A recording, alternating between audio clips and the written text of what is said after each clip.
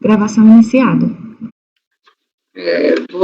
Retomando, então, a sessão da manhã, das 9 horas da manhã do dia 9, do dia 9, com o segundo processo da pauta, processo de relatoria da conselheira Lívia, processo 11.030.002.014.2005.40, que também tinha saído com vista coletiva na sessão de janeiro. Eu presidi esse julgamento, foi vista para a conselheira Andréa. A relatora voltou por conhecer do recurso e, no mérito, negar-lhe provimento. Quanto ao conhecimento, o julgamento já foi encerrado. Então, não vamos votar aqui mais o conhecimento. Todos os conselheiros acompanharam a relatora. No mérito, a conselheira Edeli acompanhou a relatora por suas conclusões. E a conselheira Andréa, então, pediu vista. Então, vou pedir para a conselheira Lívia começar o seu voto já a partir do mérito. Ok?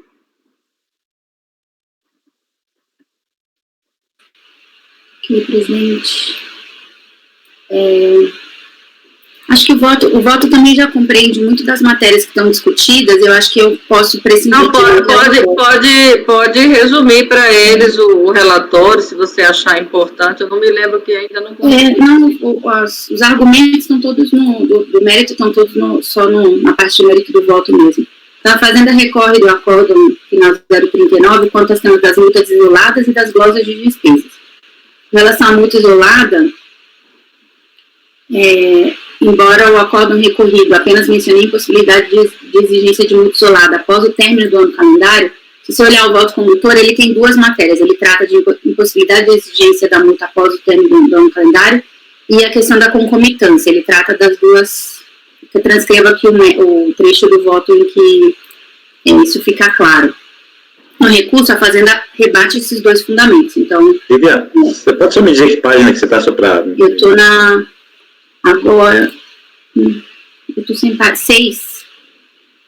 Tá, obrigado. Eu falei aqui, com relação ao cancelamento, tal, aí transcrevo o texto do voto. Então, só como preocupação, a Fazenda rebateu os dois fundamentos do acordo? Sim, rebateu. Então, não é uma questão de fundamento inatacado, não dá para ir por essa linha também. Quanto à questão da concomitância, a jurisprudência desse CAF já se consolidou no auxílio da CAF 105, esse caso é de anterior a 2007, então cai na súmula sem discussão. Então, a primeira conclusão que eu chego é: o recurso especial não pode ser provido quanto à matéria de impossibilidade de exigência concomitante. Só para esclarecer os conselheiros, ele foi conhecido porque ele era aquele recurso amplo de contrariedade à lei e não divergência. Tá? Então, mas ele não pode ser provido com essa matéria da concomitância porque tem a súmula. Quando eu analiso o auto de infração, eu vejo que ele exigiu as multas isoladas só em relação ao ano calendário de 2003, para o qual houve a concomitância. Então, eu não consigo prover o argumento da Fazenda com relação àquele primeiro argumento de não posso exigir multa isolada no fim do ano calendário, porque ele não é útil à Fazenda, no caso, porque no caso todas as multas foram concomitantes. Então, por isso, eu nego provimento do recurso da Fazenda com relação às multas isoladas, porque todas foram concomitantes, eu estou aplicando o assunto. Aí restou para discussão a questão da glosa das despesas, que foi objeto do voto vencedor. A discussão aqui é dedutibilidade no lucro real, de perdas no recebimento de créditos referentes a operações realizadas quando o contribuinte era optante pelo lucro presumido. Aí transcrevo aqui o TVF, quando ele diz o contribuinte era tributado pelo lucro presumido, regime caixa, os valores a receber de clientes lançados como perdas, despesas em 2003, que já quando foi lucro real, não foram oferecidos à tributação em períodos anteriores, o que impede a sua dedução como despesa no período em que a forma de tributação é o lucro real.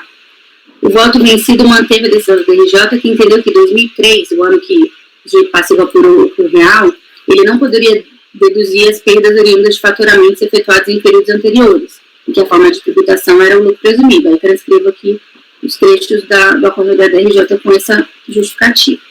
O voto vencedor do acordo recorrido afirmou que as perdas são dedutíveis com base na regra geral, que as perdas no recebimento de crédito são despesas decorrentes da atividade operacional, e observou que a DRJ fundamentou sua decisão sobre a despesa relativa às perdas nos parágrafos da IN 345, mas tal vedação, por ter sido instituída por ato administrativo, seria ilegal.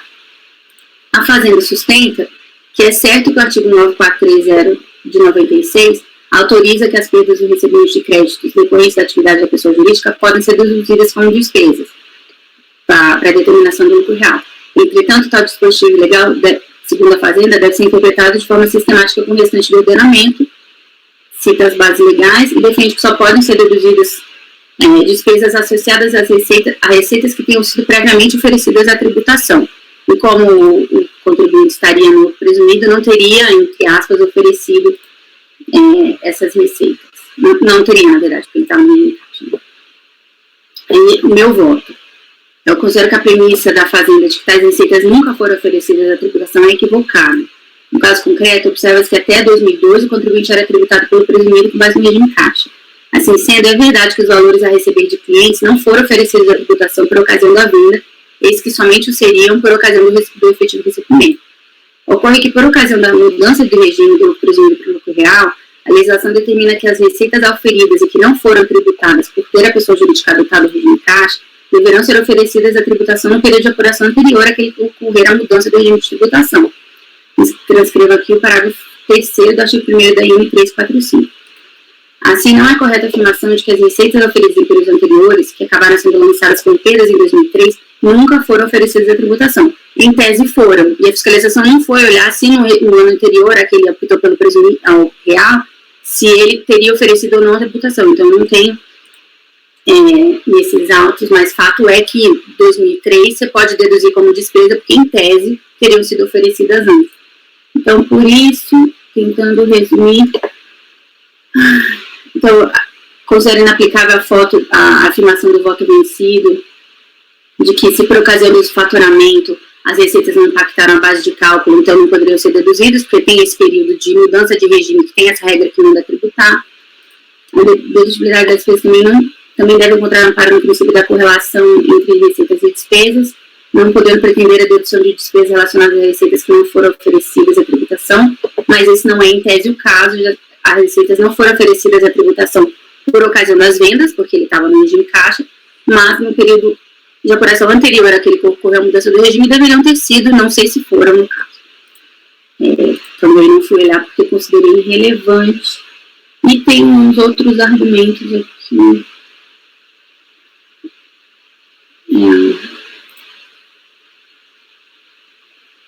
A despesa com perda de recebimento de crédito é fato posterior à venda que gerou a receita, o qual pode não ocorrer, e se ocorrer será porque aconteceu algum evento no futuro que assim o determinou. Por isso, a afirmação de que a perda com recebimento de crédito não entra no conceito de custo de despesas associadas a receitas, perdemos o Fernando, né? Acho que estamos perdendo o Fernando um pouco. Mas você está ouvindo, Fernando? Ou é só para mim que ele está sumindo? Está travando um pouco, mas eu ouvi. Acho que foi a minha internet que deu uma falha ali. Então, por todo exposto, resta claro que as perdas de crédito referentes a vendas efetuadas em período que o contribuinte optou para apurar o tributo com base no lucro presumido no regime caixa poderão ser deduzidas para efeito de determinação da base de cálculo do RDSS pelo lucro real, desde que reunidas as condições para tanto do artigo 9.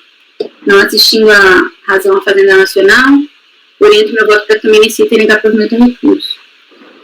Por fim, observo que a Fazenda não recorre acerca da premissa do acordo recorrido de que os valores encontravam-se nos limites e condições estabelecidos pelo artigo 9 da 9430. A premissa está aqui, transcrevo o voto, e a Fazenda não traz nenhum paradigma, nem questiona a questão de se os requisitos do artigo 9 da 9430 estão não preenchidos.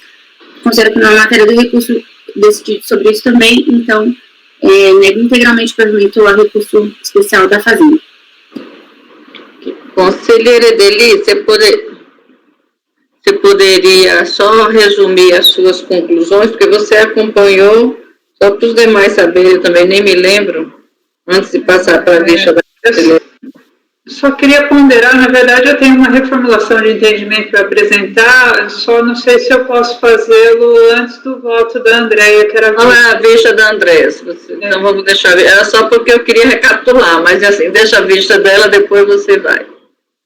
Presidente, muito sucinta, pedir vista por um ponto específico, justamente pelo artigo 9º da 9.430, senti falta dessa discussão, né, nesse nosso ambiente, e vi que realmente existe uma lacuna na minha concepção, peço venha a relatora, porque eu entendo que quando o tema sobe, a partir do momento que foi conhecido o recurso, as perdas no recebimento de crédito, elas estão aqui na discussão.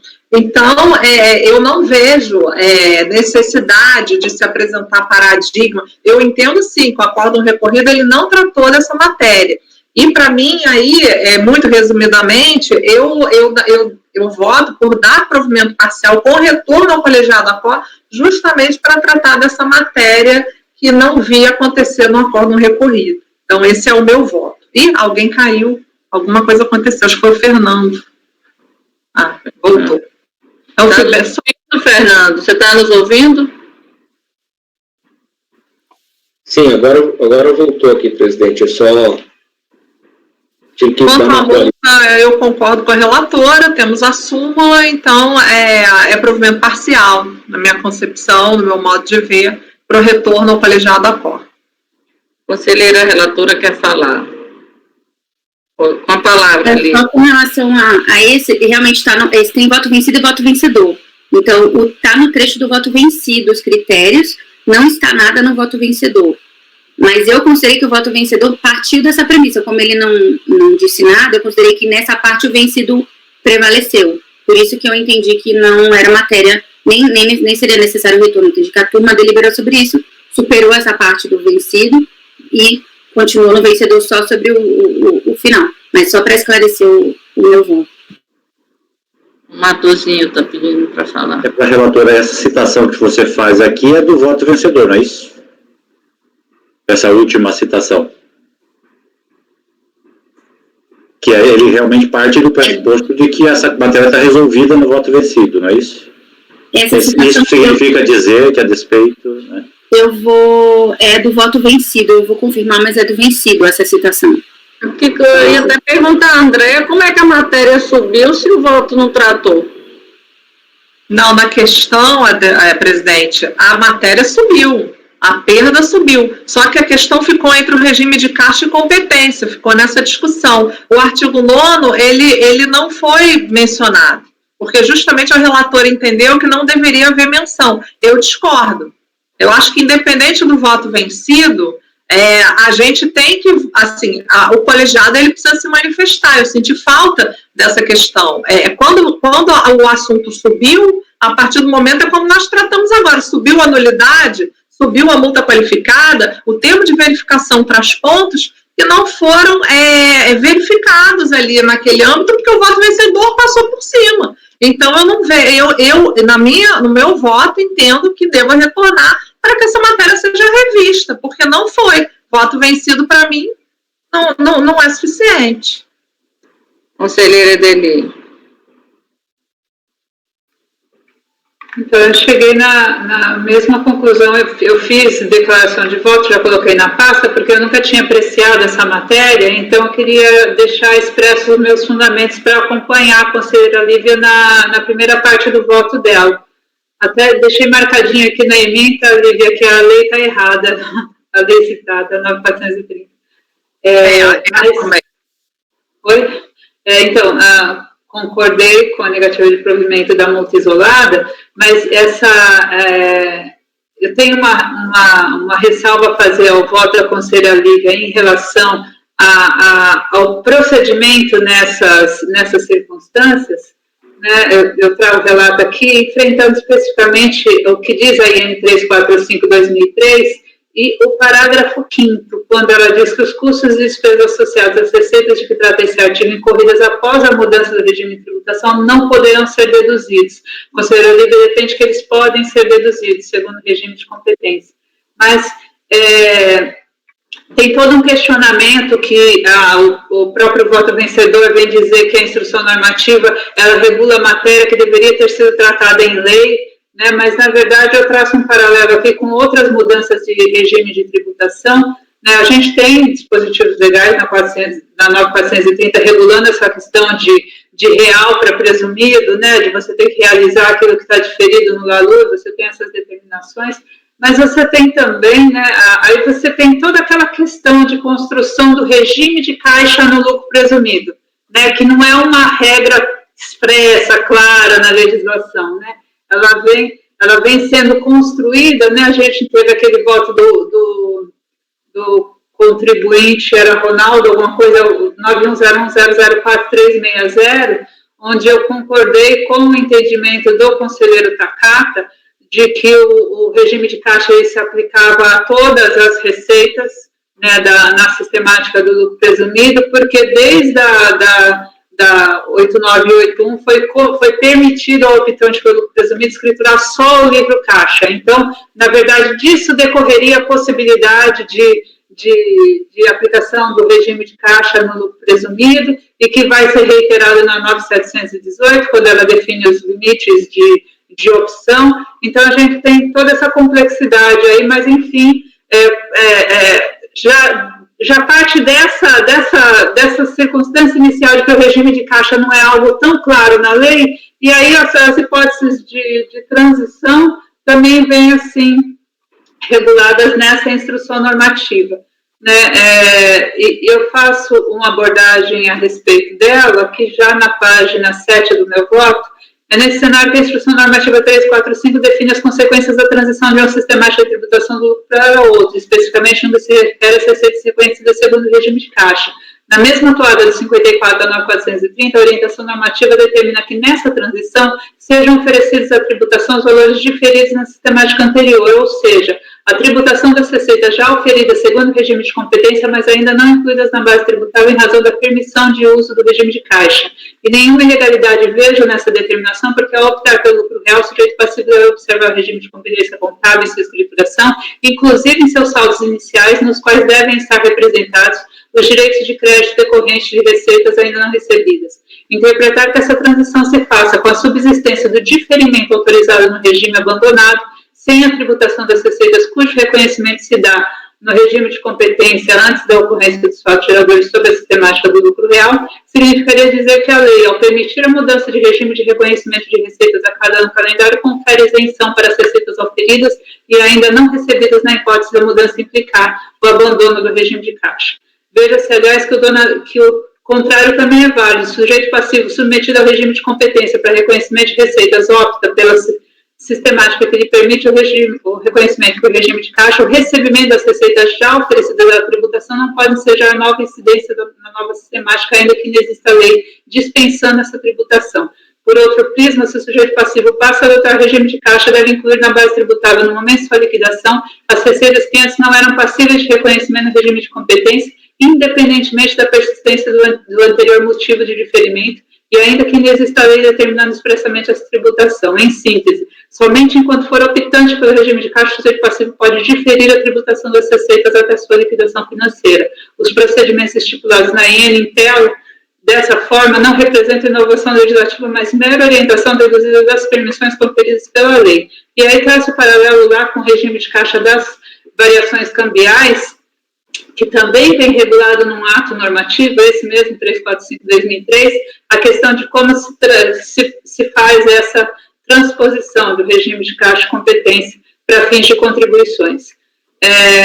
Então, entendo que no momento precedente à opção pelo lucro real e consequente sujeição ao regime de competência, o sujeito passivo deverá reconhecer aquelas receitas, e aí a incidência se verifica na sistemática do lucro presumido com a aplicação do coeficiente, o que significa que as despesas, os custos e despesas associados àquelas receitas já foram considerados quando se oferece essas receitas ao regime do lucro presumido. Por isso que eles não são dedutíveis na opção pelo lucro real, porque eles já foram considerados na dedução anterior. Então, entendo que correta seria a glosa das perdas e dos descontos concedidos promovida pela autoridade, mas não porque as receitas correspondentes não foram oferecidas à tributação em razão da opção pelo lucro presumido, mas sim porque as receitas deveriam ter sido tributadas na sistemática do lucro presumido e, ao sim se proceder, os custos correspondentes já teriam sido considerados na base tributável mediante a aplicação do coeficiente. Contudo, na medida em que essa motivação não integrou a acusação fiscal, é por isso que acompanho a conselheira Lívia pelas conclusões nessa parte, entendo que não posso adicioná-la sem prejuízo à defesa do sujeito passivo. tivesse a autoridade lançadora contemplado as repercussões da EN 345 e a glosa em questão teria sido acompanhada de lançamento correspondente ao lucro presumido das receitas que deveriam ter sido reconhecidas em dezembro de 2002, estabelecendo discussão em torno da dupla dedução de despesas decorrência da tributação pelo lucro presumido e do cômputo correspondente à sistemática do lucro real. É certo que a contribuinte, possivelmente por não atentar que as glosas tinham dois fundamentos, apesar de genericamente questionar a validade do procedimento fiscal, enfrentou especificamente apenas os questionamentos acerca da inobservância dos limites para a dedução das perdas, e também em relação aos descontos concedidos. Todavia, inclusive, essa questão da IN 345, ela vem na DRJ, né, e ela vem porque a DRJ, ao apreciar esses argumentos, o contribuinte só se defendia da questão da inobservância dos limites do artigo 9º, da norma 430. E ao apreciar esses argumentos e observar que havia crédito de valor inferior a 5 mil por operação, fato esse que justificaria a sua dedução, a autoridade julgadora manteve integralmente a glosa sob o fundamento de que as receitas não foram oferecidas à tributação. E aí é que ela traz a IN 345 e inicia o debate. O colegiado ACO também se concentrou somente nesse aspecto, porque vejo a partir do voto vencedor, entendo que não podemos ver a partir do voto vencido. Logo, o debate desse argumento no contencioso ficou limitado aos contornos estabelecidos pela autoridade fiscal e que não podem agora ser aperfeiçoados, por isso afasta aquele fundamento específico, né, da receita não ter sido apreciada. De outro lado, porém, o colegiado ACO não atentou que as glosas em debates tinham dois fundamentos e solucionou o litígio apenas a partir do exame daquele que a autoridade julgadora de primeira instância reputou suficiente para a manutenção da exigência. Desqualificado este fundamento, subsiste ainda a inobservância dos limites, apontada na acusação fiscal, não apreciada desde a decisão de primeira instância, que inclusive registrou a existência de crédito de valores inferiores a 5 mil. Assim, no âmbito da ampla cognição do recurso especial interposto em fase de decisão por maioria, que teria violado a lei federal, embora os argumentos da PGFN não mereçam prosperar, o acordo recorrido deve ser reformado na parte que cancelou as glosas as glosas de perdas e descontos, sem atentar para as demais condições de dedutibilidade inobservadas nos termos da acusação fiscal. Ainda que a questão tenha sido referida no acordo recorrido, tal foi no voto vencido, não acolhido pelo colegiado. Essas razões, portanto, para divergir da índice relator e dar provimento parcial ao recurso especial da PGFN para confirmar o cancelamento das multas e com referência às glosas de perdas e descontos, aí eu divirjo da conselheira André, eu entendo que o retorno tem que ser para a DRJ, porque desde lá o argumento não foi apreciado. Eu concordo com a Delia, DRJ, sim. Ai, meu Deus, que incômodo. Que incômodo, mas eu estava tentando entender como é que uma coisa dessa pode subir, mas não é divergência, é contrariedade à lei. Como é que pode subir uma coisa dessa?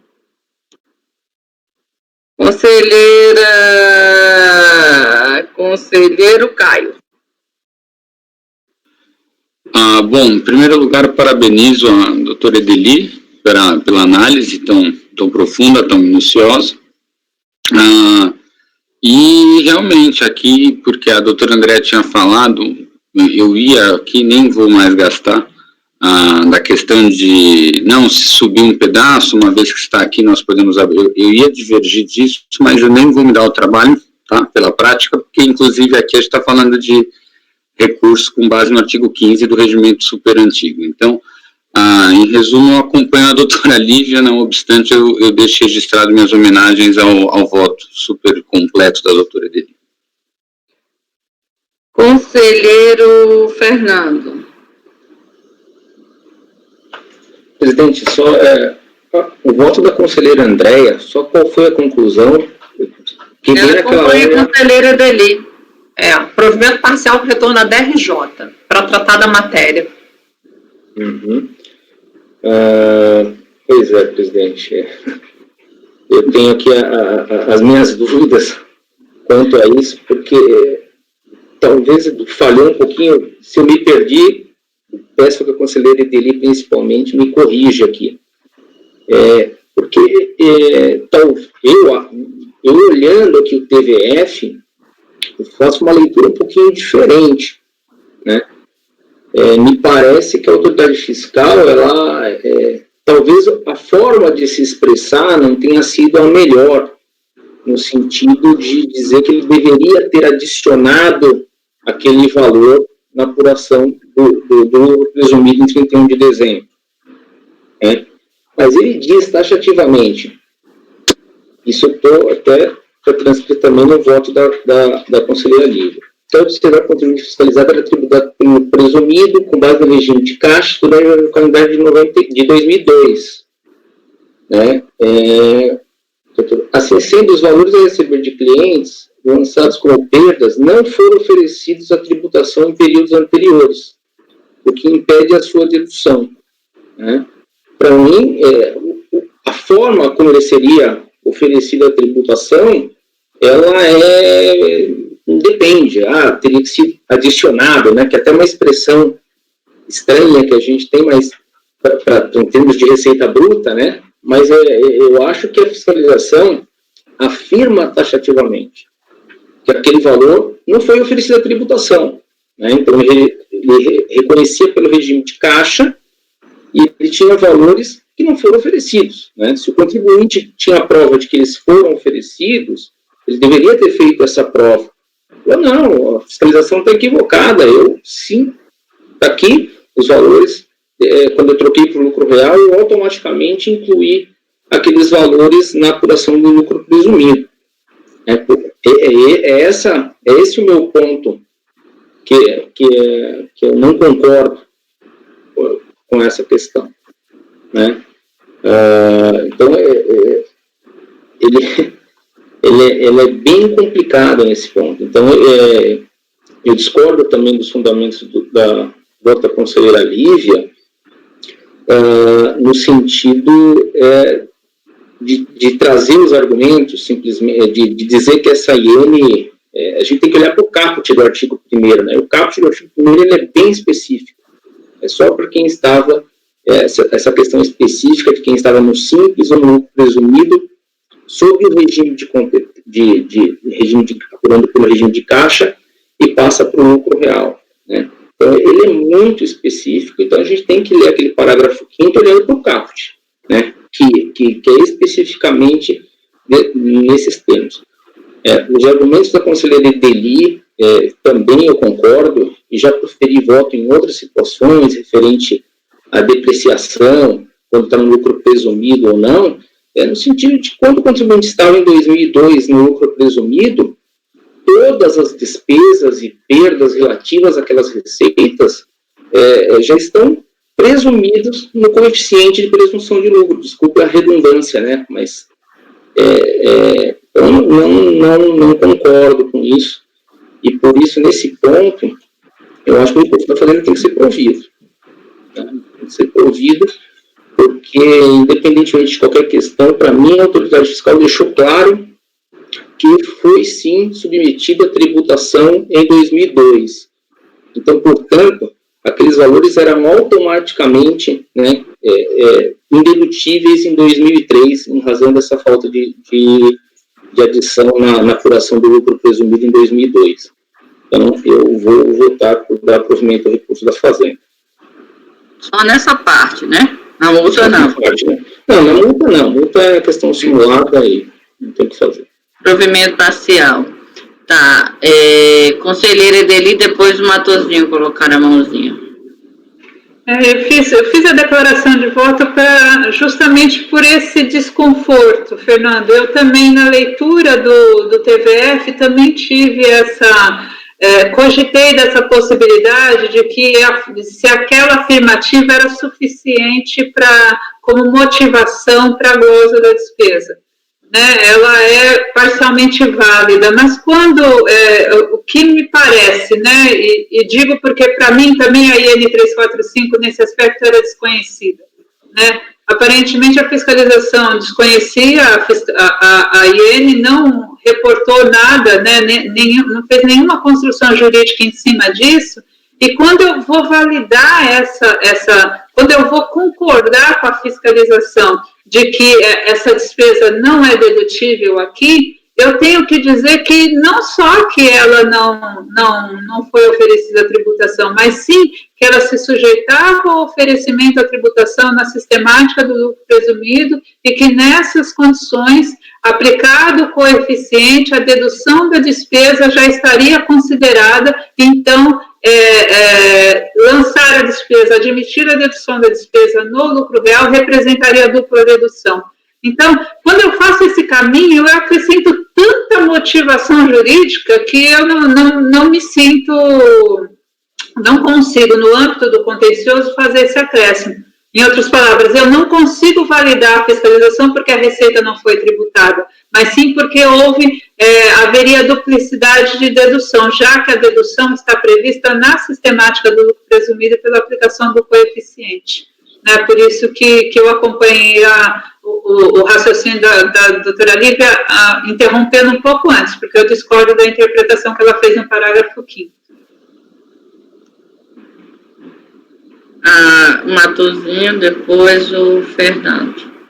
Só para, como eu não participei da primeira parte da sessão passada, só para o Fernando e para a Edeli, eu estou assim, convergendo, apesar de ter, em princípio, na leitura do voto da Lívia, concordado com os seus termos, realmente, esse aspecto relacionado ao oferecimento da tributação me parece, salvo equívoco da minha parte na compreensão da matéria, irrelevante. Tenha ou não sido oferecido a tributação, ele importaria em ter sido utilizado, ele deveria ter sido. Se o contribuinte fez ou não fez, se a fiscalização olhou ou não olhou, me parece matéria vencida.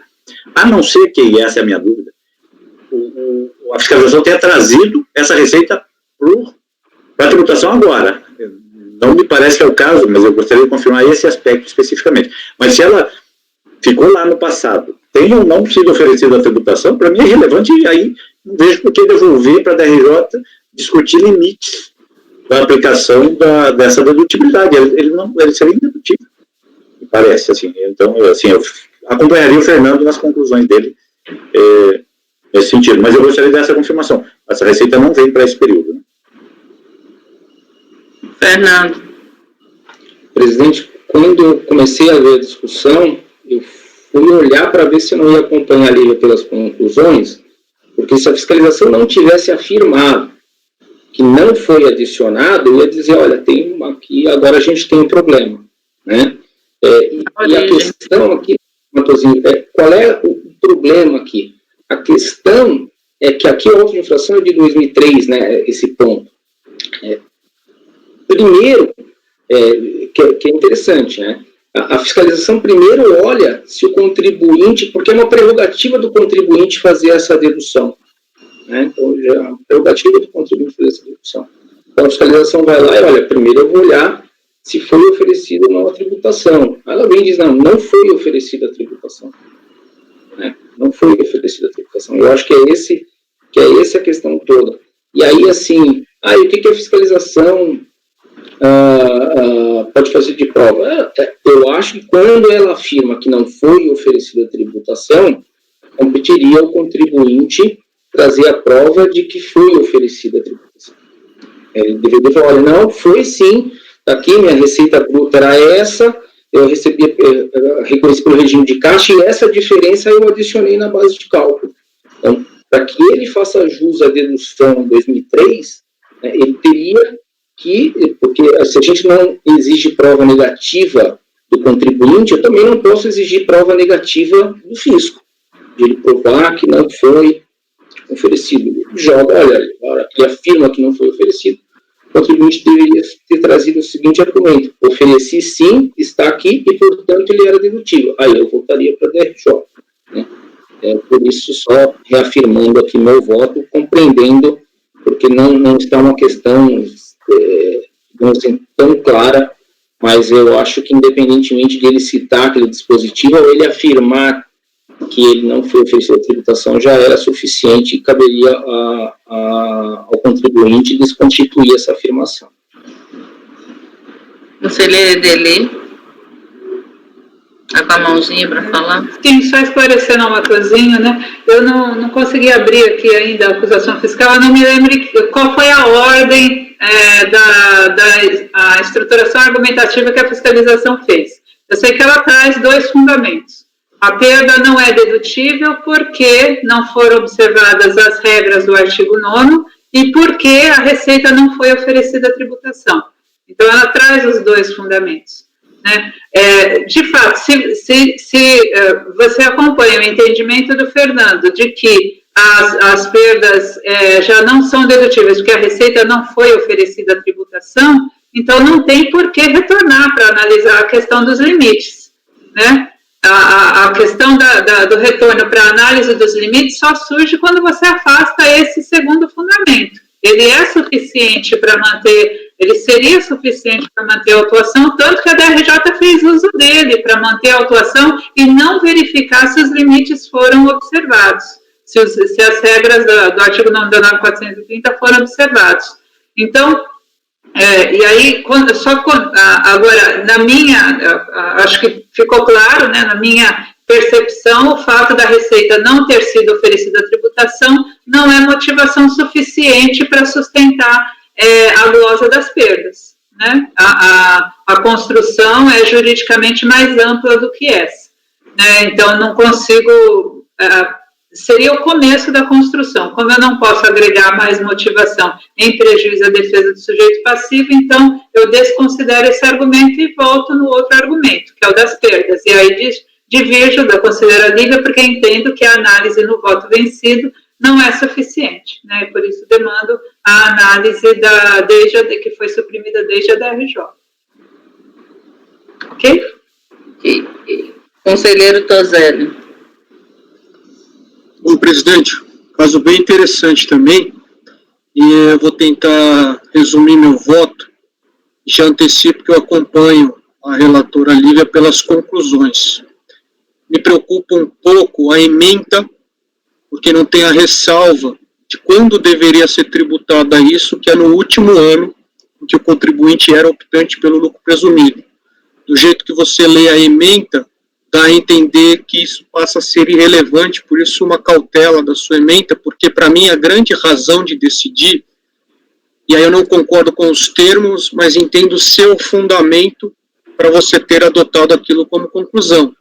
Você afirma no seu voto, assim não é correta a afirmação de que as receitas auferidas em períodos anteriores e que acabaram sendo lançadas como perdas em 2003, nunca foram oferecidas à tributação. Em tese, foram.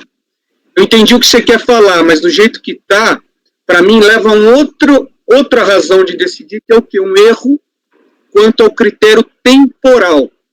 Porque, na verdade, aqui o fisco falou, eu vou glosar a sua despesa porque você não cumpriu o artigo 9º sem questionar os limites que eu concordo no seu voto. Então, aqui não é caso de infração por glosa de despesa, porque o contribuinte baixou o PDD quando estava no lucro real e a Fazenda não atacou a perda, o não cumprimento dos limites. Aqui, na verdade, quando o fisco fala, você não tributou aquela receita porque você estava no presumido no regime de caixa, ele deveria ter lançado no último ano que o contribuinte estava no lucro presumido, porque ele chega a afirmar, como o conselheiro Fernando bem afirmou aqui, que ele parte da premissa de que isso não foi tributado. Mas o que diz a legislação? Que o ano certo para aquilo ser tributado seria o último do presumido. Então isso afasta a infração de glosa e o fisco deveria lançar o quê? Insuficiência de tributação enquanto o contribuinte estava no lucro presumido. Então, diante desse erro temporal, é que eu acompanho a relatora pelas conclusões, porque eu entendi que você chegou a usar isso como razão determinante, mas nos termos em que o voto ficou redigido, da minha humilde interpretação, eu acho que não faltou dar essa devida importância, que para mim é um erro de critério jurídico quanto ao momento em que esse tributo devia ser recolhido. Não é caso de glosa, é caso de insuficiência de recolhimento no próprio presumido no último ano, ou seja, um ano antes dele de estar no lucro real. E como a Fazenda, realmente eu concordo, que não atacou o segundo fundamento, que é o limite, eu acho que a gente não poderia passar despercebido quanto a isso, com a devida vênia. Então, presidente, resumindo, eu acompanho a doutora Lívia pelas conclusões. Conselheira Lívia, depois conselheiro Fernando.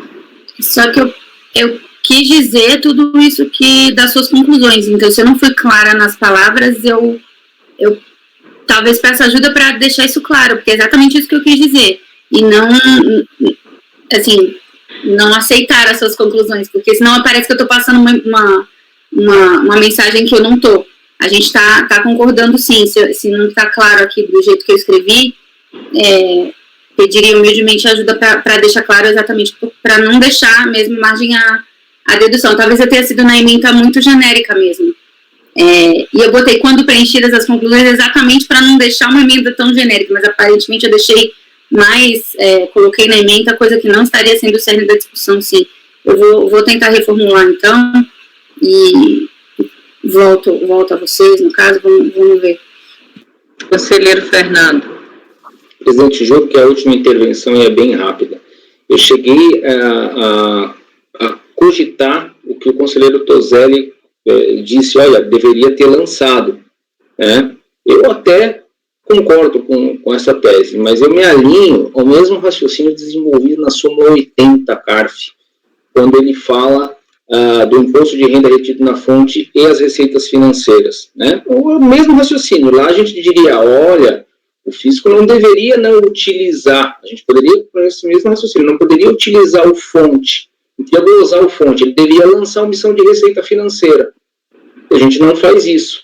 Aqui é a mesma coisa, eu entendo que para que essa despesa seja dedutível, tenha que ter sido oferecida a tributação, de ofício ou não de ofício, mas ao permitir que se faça uma dedução sem que as respectivas receitas foram oferecidas à tributação, eu acho que fica incoerente. Por isso, aplicando a mesma linha de raciocínio da súmula CARF número 80, eu reafirmo os termos do meu voto. Certo. Conselheiro Toselli ainda está com a mãozinha. Presidente, eu sei que já rendeu muito também, vou ser bem breve. Conselheira Lívia, o que eu acho que a minha proposta seria tirar que em tese foram tributadas, e você substituir esse argumento por houve um erro quanto ao momento em que esse tributo pode ser exigível, seria no último ano do presumido e não na forma da glosa. E só para, como a gente está sendo formal para registrar, conselheiro Fernando, eu entendo que a sua analogia aqui, ela é totalmente assim, tem um fundamento por trás, mas ela deixa de ser aplicável porque aqui são duas normas autônomas em anos totalmente desvinculados. O fonte, ele não é um tributo autônomo. O fonte sempre vai presumir uma receita tributada. Fonte é IRPJ. E aqui são 2 anos diferentes em 2 sistemáticas diferentes. Vamos supor, se o fisco não fosse na decadência, se considerasse 31/12 do presumido e lançasse, sei lá, 1 ano depois, a importância desse critério seria muito mais visível. Concordo que, trocando em miúdos, seria, o contribuinte está se beneficiando da própria torpeza, vamos assumir assim, uma interpretação econômica, mas juridicamente eu ainda entendo que o critério temporal, ele é um vício que não dá para ser corrigido pelos julgadores nem pela autoridade lançadora. Presidente, prometo que vou ficar quieto agora. Conselheira Lívia.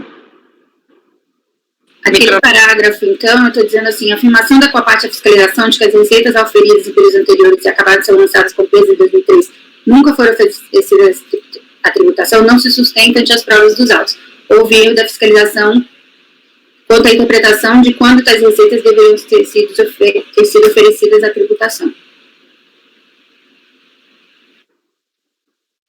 Bom, conselheiro Matosinho. Presidente, primeiro eu quero observar que parece que tem 3 soluções propostas, uma dano provimento, uma dano provimento parcial e outra... mas eu tenho que escolher todas para depois chegar e contrapor. Tá. Eu vou me alinhar com a posição do Fernando também, assim, me parece que a dedutibilidade, eu acho que a Ideli explorou bem a questão da... Se no lucro presumido tivesse sido oferecida a tributação, o efeito dessa dedução já estaria composto lá com a base do percentual que exclui todas as despesas relativas. Aqui há uma controvérsia se existe ou não a tributação, se foi ou não oferecida a tributação essa receita. Se tivesse sido no lucro presumido, ele não poderia deduzir. Se não foi, e o fisco dormiu e não lançou, ele também não poderia deduzir. Me parece o silogismo aqui dessa situação. Então, eu voto por negar provimento nessa linha de raciocínio. Dar provimento parcial, né? Negar provimento em relação à despesa. Conselheiro Alexandre Evaristo. Obrigado, presidente. Eu vou acompanhar a relatora, a conselheira Lívia. Conselheira Rita. Eu vou acompanhar a relatora também, até porque, talvez pela minha experiência nesses tipos de lançamento, mas eu não vi no relatório fiscal a imposição dos motivos para o descumprimento do artigo 9º. E aí, tanto a DRJ, ao analisar o lançamento, ela acaba trazendo argumentos que para ela seriam também, corroborariam o lançamento da forma como ele foi efetuado. E aí, eu vou concordar com a conselheira Lívia, então, sobre essa premissa de que esses requisitos do 9º haviam sido cumpridos, já que a discussão ficou só sobre a questão, então, se houve ou não o efetivo oferecimento da tributação desses valores. Eu acompanho a relatora. Eu acompanho o raciocínio do conselheiro Fernando também. Então, nós ficamos 2 votos pela devolução para a DRJ, 5 votos para negar provimento e 3 votos para dar provimento. Já formou-se maioria. É quando não forma a maioria. Eu vou colher a posição delas duas, mas para mim já formou maioria. A conselheira Edeli. Comparando a sua, tem que contrastar as 2 teses, né? As 2 teses mínimas, que é as 2 teses de menor votação. A sua, que é devolução para a DRJ, com a que tem 3 votos.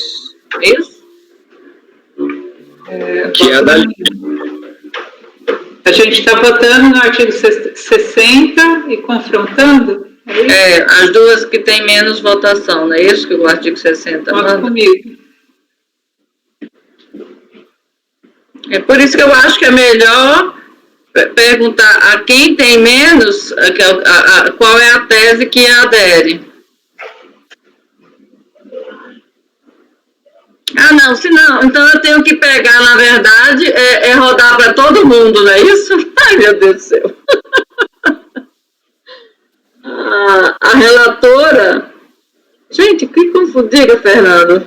Estou perdida aqui agora. Presidente, eu vou fazer um esclarecimento aqui que eu concordo com o que a senhora está propondo. Tá? Nós tivemos uma situação, uma das primeiras sessões que eu participei aqui na Câmara Superior, eu já não sei se foi quando eu fui designado ou ainda estava como suplente, e aconteceu isso. Eu olhando para o manual, eu entendo que a gente tem que ter maioria. E a maioria, quando o presidente, quando empata, vamos por aqui, deu 5-5. Se a gente pensar que foi 5-3-2. Se a senhora, meu entendimento, se a senhora tivesse votado com os 5 votos, se faria uma maioria pelo voto de qualidade, né? Naquela ocasião, eu defendi essa tese. E a gente ficou com dúvida, o processo até acho que foi ficado com vista em mesa, depois se trouxe o entendimento que não há, se tem o voto, se tem 5 votos, se tem metade dos votos, independentemente do voto do presidente, já se tem a maioria. Eu discordo. Eu acho que a gente deveria ter sempre uma maioria que seria, em qualquer situação, suficiente para vencer. No nosso caso, sobre a redação do dispositivo, artigo 60, qual é? Eu já interpretei isso umas 500 vezes. Artigo 60, diga, Andréa. A questão que o Fernando está colocando era uma questão que envolvia o 19E, porque era metade, na verdade, né? A gente não votou de novo porque já havia a maioria com o presidente. Então, a gente tem usado essa tese de quando o presidente está numa das votações, o peso dele é maior. Então, a gente teve em outras ocasiões também essa mesma situação. A única questão que a gente refez a votação foi no caso do Promex, que eram realmente 3 teses diferentes com numeração diferente de colegiado. Não tinha nenhum que tivesse uma maioria, né? Assim, em tese, a maioria em tese, que seria de 5, no caso do colegiado de 4, seria o voto do presidente mais 1, né? Então, é só para esclarecer como é que a gente tem... Quando mais... Eu vou dar a palavra à Lívia e a Rita, mas a redação. Quando mais de duas soluções distintas que impeçam a formação da maioria. Aqui nós já temos formação da maioria. Não. Eu acho que é isso que eu ia falar, por isso a gente separar as teses, porque eu acho que a gente é convergente com relação à aplicação da súmula. E se eu pegar outra tese, que é com relação às despesas, eu tenho 4 votos para a Fazenda, né? Não, você tem 5 votos negando, 2 votos para devolver e 3 votos para a Fazenda. São 3 votos para a Fazenda.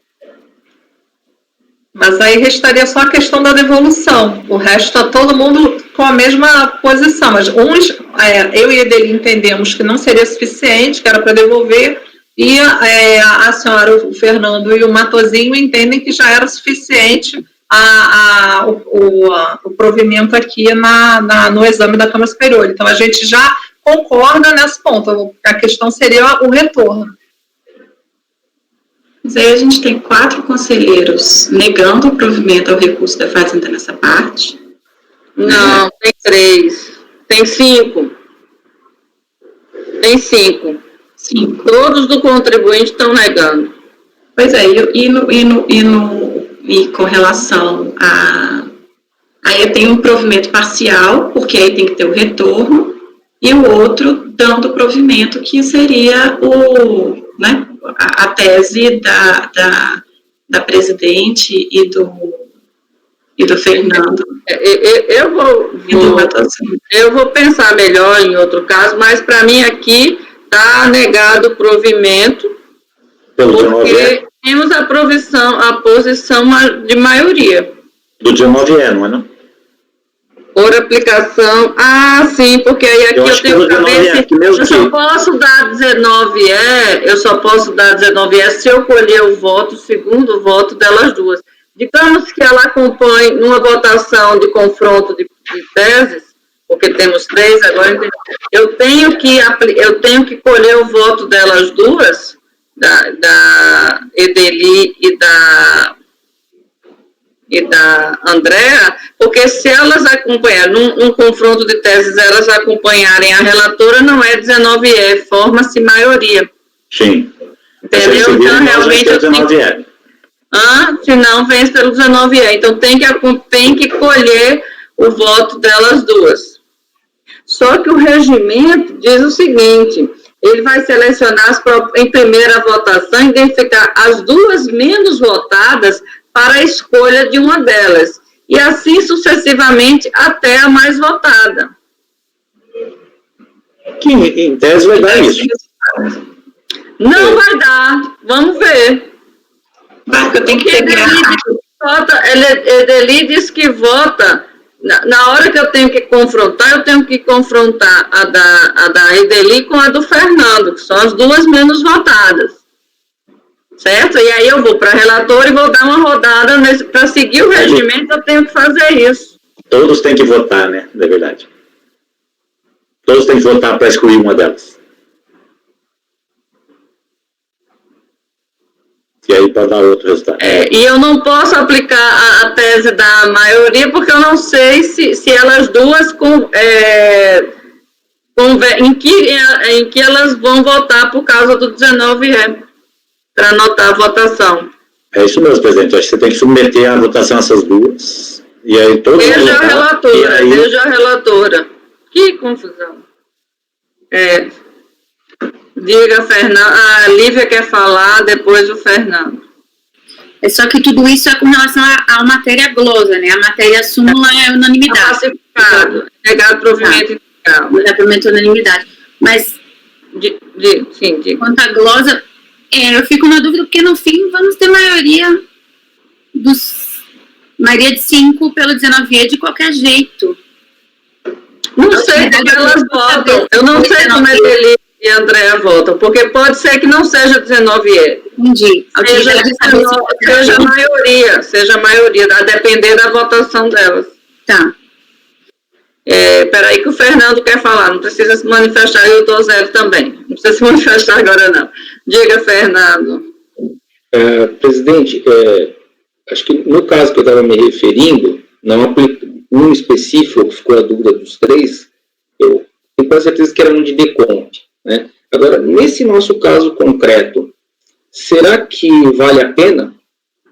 Porque, assim, se a gente registrasse que é pelo 19E nesse momento, mudaria muita coisa? Porque a gente diria o seguinte, pelo 19E, porque como ele já tem 5, não tem como a gente alterar para ter outro resultado.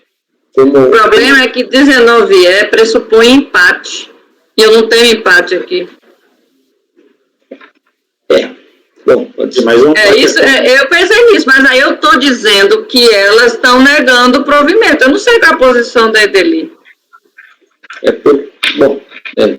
Entendeu? Assim, como é que eu vou dizer? Eu vou estar antecipando que elas estão... Eu vou estar antecipando uma posição que eu não sei. Tá bom. Conselheiro Dozero. Para votação mesmo e... Conselheiro. Presidente, aqui acho que até aplicando uma certa lógica aqui, são 2 possibilidades só. Ou, diante de 3 teses, 5 passa a ser maioria, o que eu discordo.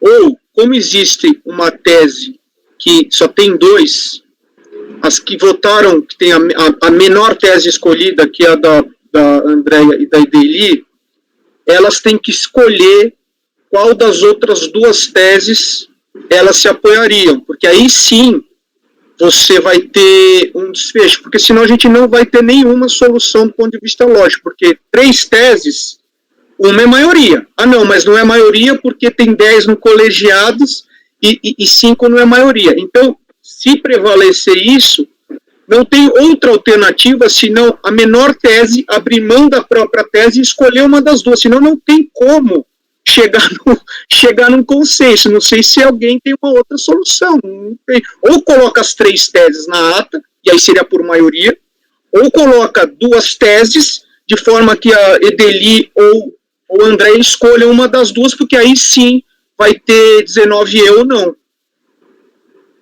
Senão não tem outra opção. É a lei do terceiro excluído aqui. Diga, Edeli. Dentro da linha do Tozelli, não tem que ficar fazendo teste, né? Se não tem maioria, é artigo 60.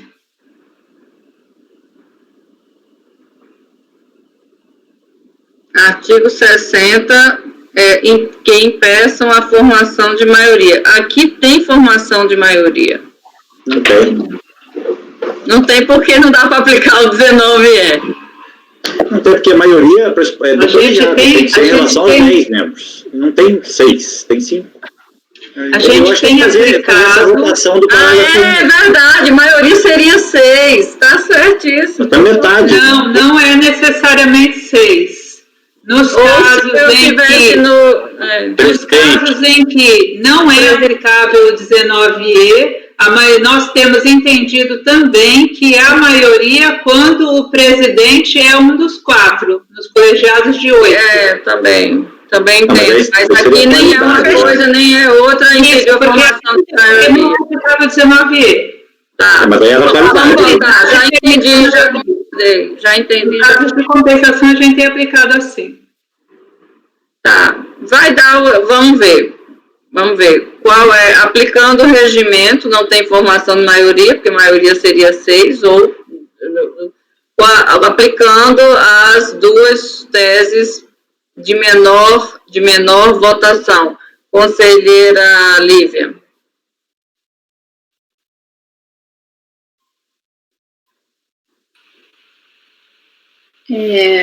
Entre não ter retorno e ter retorno, entre a posição do Fernando de que cabia a fiscalização comprovar que tinha tributado e a posição da Edeli que está tributado no lucro presumido já as perdas, é isso.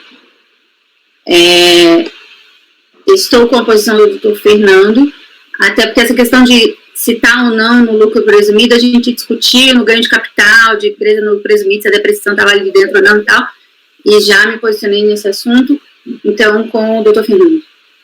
Conselheira Edeli mantém a sua posição, claro.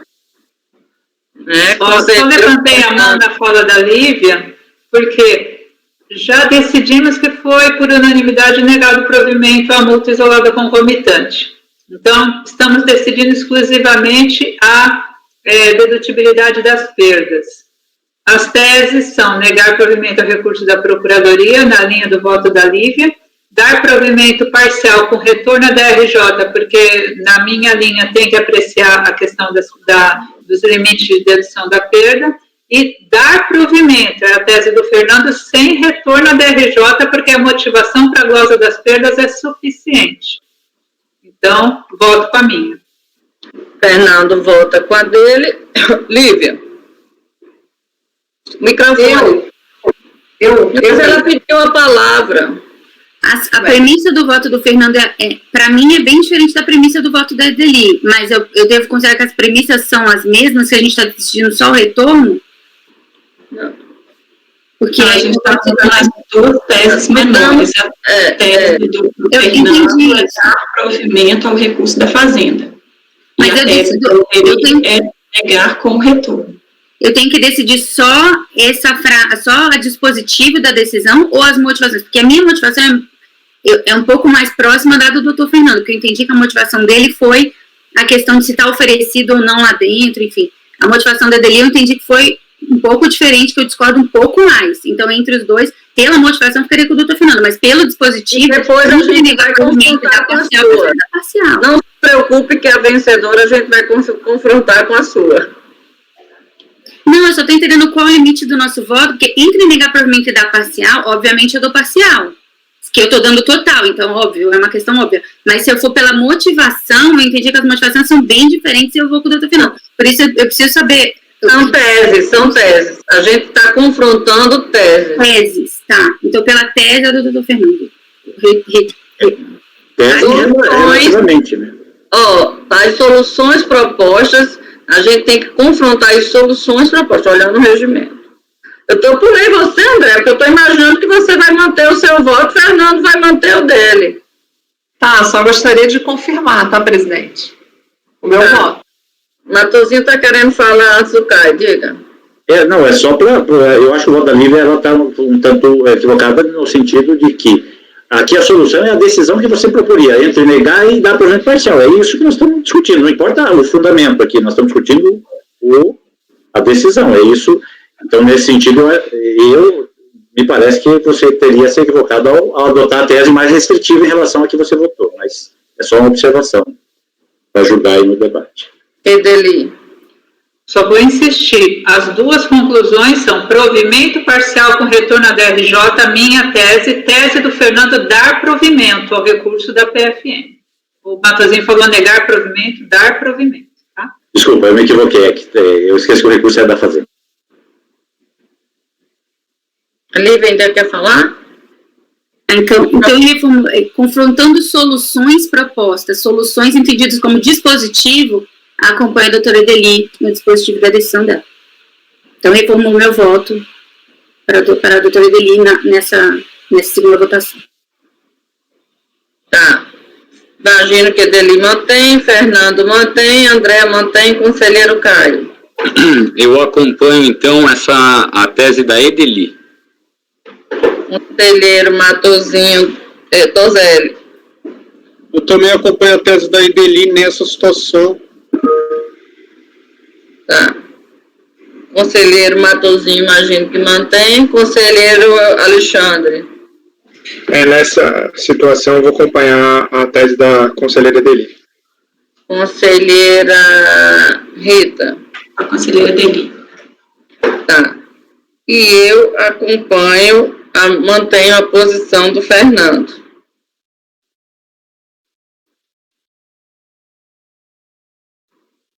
Agora seria escolher de novo os votos dos que sobraram pelo regimento. Só confirmar, né? Então, fica 7. Numa segunda votação, fica a tese da Edeli, com 7 votos, e a tese da Lívia sendo confrontadas. Não é isso? Então, Lívia mantém sua posição, Edeli mantém sua posição, né? Andréa, imagino que mantém sua posição, Caio mantém sua posição, conselheiro Fernando, como vota? Presidente, daí eu voto com retorno para o DRJ, parcial, então. Conselheiro Tozelli, imagino que acompanha a relatora. Conselheiro Matosinho, como vota? Acompanho o voto dele, nesse caso. Conselheiro Alexandre, imagino que mantém a posição. Conselheira Rita também. E eu acompanho a conselheira Edeli. E aí fica por aplicação do 19E, negado provimento ao recurso do contribuinte. Aí vocês anotam aí o que aconteceu, tá certo? Tem declaração. Edeli caiu? Não, estou aqui. Caiu. Alguém caiu. Eu estou aqui. Eu quero Matosinho. Mas então, enquanto isso, vocês anotam as votações. Tem alguma declaração de voto? Inha, por favor. Tá, então fica negado provimento por força do 19E, vencidos os conselheiros Edeli, Andréa, Fernando, Matosinho e Adriana, que davam provimento em relação à dedutibilidade, ou não dedutibilidade. Dever Edeli, e aí vocês anotam essa questão que você já deve ter pronto de segunda votação, de que foi confrontada as teses, tá certo? Nesses casos sempre ganha a posição do meio, né?